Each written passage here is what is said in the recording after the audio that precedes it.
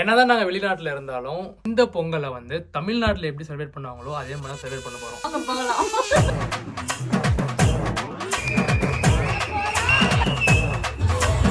ஊரை காக்க உண்டான சங்கம், உயிரை கொடுக்க உருவான சங்கம். இல்ல இது இல்ல, நாங்க எல்லாரும் விளையாட்டுக்குள்ள.